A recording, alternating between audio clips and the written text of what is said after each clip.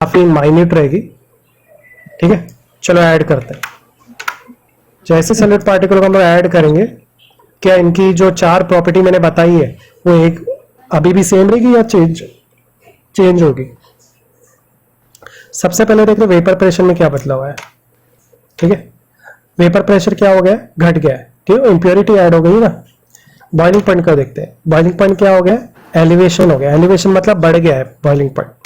Vapour pressure depression हो गया, कम हो गया, जल्दी फ्रीज नहीं होगा, टाइम लेगा। ऑस्मोटिक प्रेशर भी बढ़ चुका है। क्लियर? अब वन बाय वन इन चारों की प्रॉपर्टी की स्टडी करना है। जैसे इनकी स्टडी कर लेंगे चैप्टर खत्म हो जाएगा। उससे भी पहले ये समझते हैं कि कॉलिगेटिव प्रॉपर्टी का मतलब क्या है।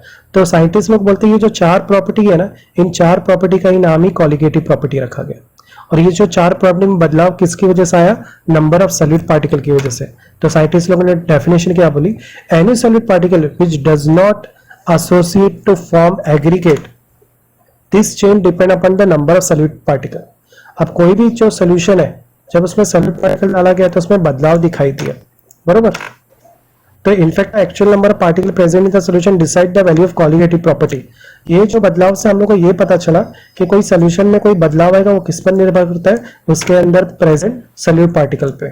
तो इसी से इसकी डेफिनेशन बन गई। दूसरा यहाँ पर एक और चीज साइंटिस्ट क्या बोल रहा है कि इसके अंदर जो सॉल्यूशन सॉलिड पार्टिकल डाला गया है वो नॉन इलेक्ट्रोलाइट होना चाहिए। नॉन इलेक्ट्रोलाइट का मतलब क्या होगा, कोई बता सकता है? या इलेक्ट्रोलाइट का मतलब क्या होता है? हेलो, हाँ सर। इलेक्ट्रोलाइट क्या होता है, कोई बताएगा? या कौन से मॉलिक्यूल या कंपाउंड इलेक्ट्रोलाइट का बिहेवियर देते हैं? Sir NaCl। हाँ, वेरी गुड। तो तुमने जवाब भी दे दिया, क्योंकि उनमें आयंस प्रेजेंट होते हैं, चार्ज होते हैं। तो ये पानी के साथ जाते हैं तो उन पानी में कंडक्टिविटी प्रेजेंट करते हैं, बरोबर। हाँ।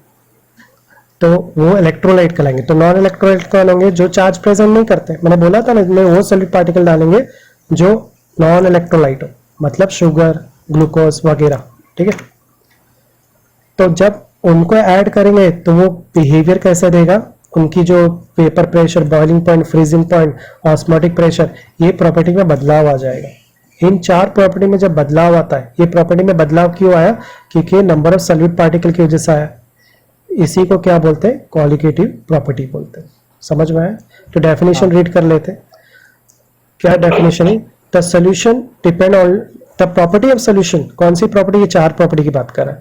The property of solution that depend only the number of solid particle in the solution, not the nature of solid particle. Nature मतलब वो कितना बड़ा कितना छोटा, उस पर नहीं। तुमने सिर्फ सॉलिड पार्टिकल ऐड किया, अगर उससे उस सोल्यूशन की प्रॉपर्टी बदलती है तो ऐसे सोल्यूशन को कॉलिगेटिव सोल्यूशन बोलते हैं। ठीक है, क्लियर है कॉलिगेटिव। अब वन बाय वन हम लोग इन सारी प्रॉपर्टी की स्टडी करेंगे। तो सबसे पहले कॉलिगेटिव प्रॉपर्टी के थोड़ा और स्टडी कर लेते हैं। पहला कंडीशन क्या लिखा गया है कि आप जो सॉल्यूट डाल रहे हो वो नॉन इलेक्ट्रोलाइट होना चाहिए। दूसरा कंडीशन क्या लिखा है, उस सॉल्यूट की जो मात्रा है वो 0.2 मोलार होनी चाहिए, इक्वल होनी चाहिए, इससे कम होनी चाहिए। ठीक है, इससे ज्यादा मात्रा नहीं होनी चाहिए, यानी मैं बहुत थोड़ी सी अमाउंट में डालने वाला हूँ उसके अंदर। ठीक है, पहला कॉन्सेप्ट पढ़ेंगे लोअरिंग ऑफ वेपर प्रेशर। तो वेपर प्रेशर के बारे में तो ऑलरेडी हम लोग पढ़ चुके हैं, वेपर प्रेशर क्या होता है। अब मेरे को ये भी पता है कि प्योर पानी का जो वेपर प्रेशर वो ज्यादा होगा और सॉल्यूशन का वेपर प्रेशर क्या होगा, कम होगा।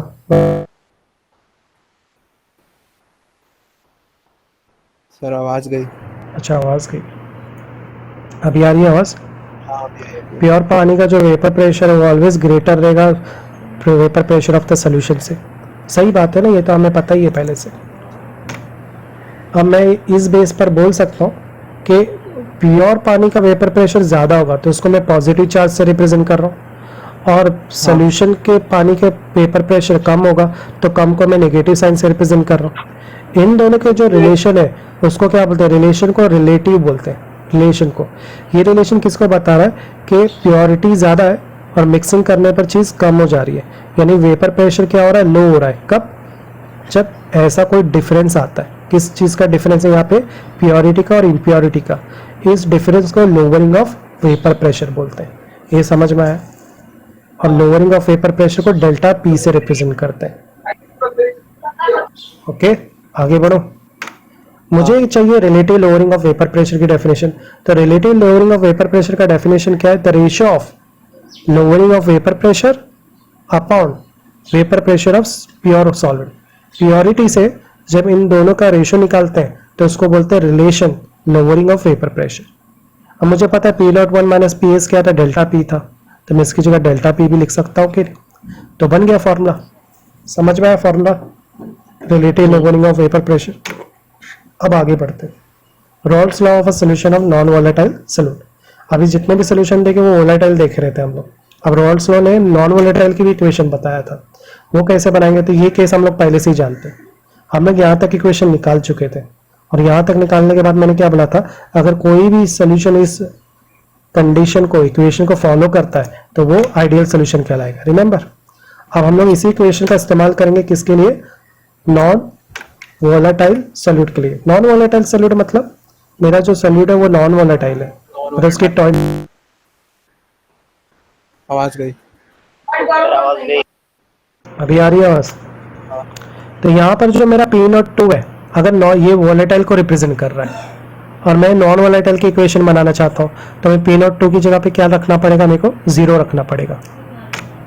तो मैंने क्या किया? पी नॉट की 2 की जगह पे क्या रख दिया है? 0। क्यों रखा? रीजन क्लियर है कि मेरे पास प्योर वोलेटाइल सॉल्यूट नहीं है, मेरे पास नॉन वोलेटाइल है। नॉन वोलेटाइल मतलब इम्प्योर है वो, राइट? इसलिए मेरे को 0 रखना पड़ेगा। मेरे पास वोलेटाइल एक ही सिंपल है, मेरे पास वोलेटाइल सॉल्यूट नहीं है, नॉन वोलेटाइल है, इसलिए मैंने वहाँ पे 0 पुट किया। 0 पुट करने पे मेरे पास इक्वेशन क्या आई?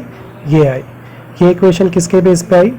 Partial vapour pressure based on non volatile solute. Clear है इक्वेशन कैसे बना है?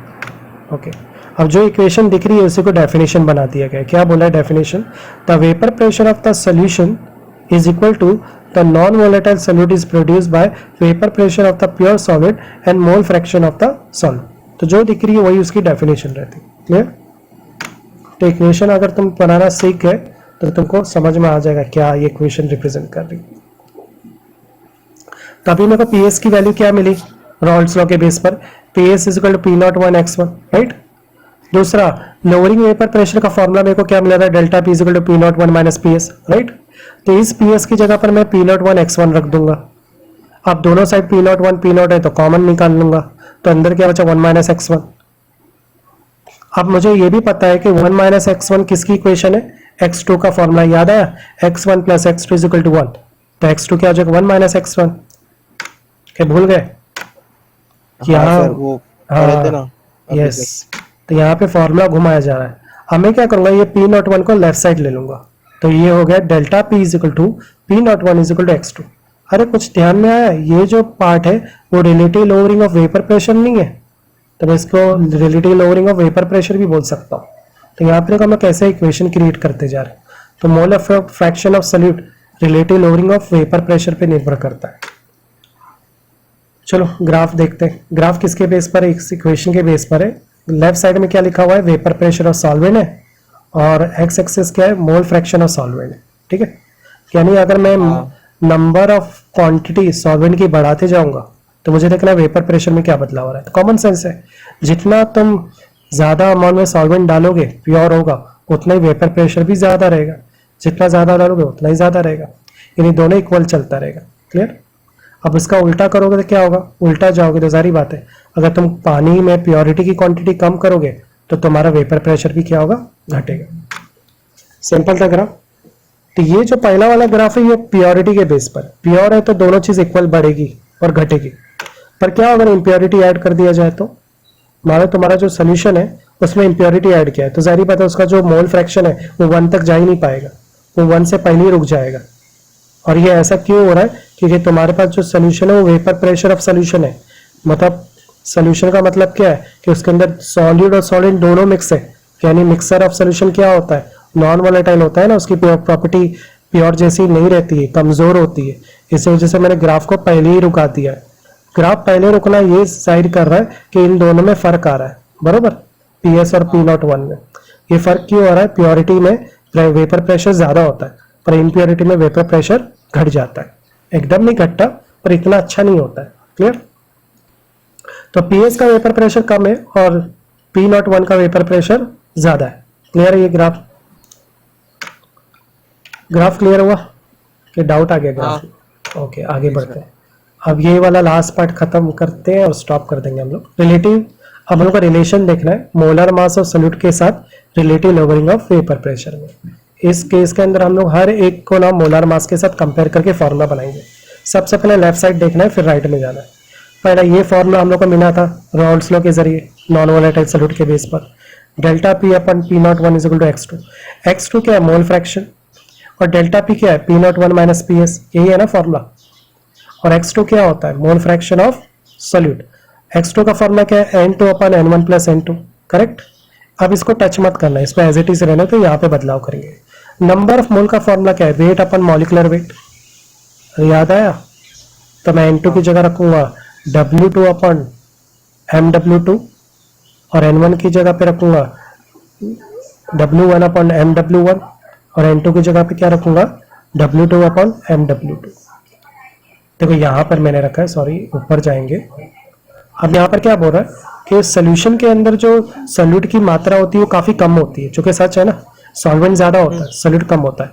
तो ये नीचे वाला भाग सोल्यूशन को रिप्रेजेंट कर रहा है, करेक्ट, जिसके अंदर सॉल्यूट की मात्रा क्या होती है? कम होती है। अगर कम मात्रा है तो उसको हम लोग क्या करेंगे? नेग्लिजिबल कर देंगे। तो ये मैंने हटा दिया, तो क्या बचेगा इक्वेशन में? ये और ये भाग बचा। समझ में आया ये पार्ट? n2 अपन n1 बचेगा ना सर, क्योंकि नीचे सोल्यूशन के अंदर सॉल्यूट की मात्रा कम होती है, तो हम हटा देंगे, सिर्फ n1 लिखेंगे। अंडरस्टूड? क्योंकि n1 प्लस n2 का मतलब क्या होता है? Solution, mole of solution. Understood this part? अब मैंने वैल्यू लिखा और एडजस्टमेंट किया, और एडजस्टमेंट करने के बाद बन गया ये फॉर्मूला। इस फॉर्मूले को बोलते हैं molar relation between molar mass of solute relative lowering of vapour pressure. तो मोलर मास ऑफ सॉल्यूट क्या है? ये MW2 और ये है अपना relative lowering of vapour pressure. Point कल देखते हैं, फिर हम लोग का चैप्टर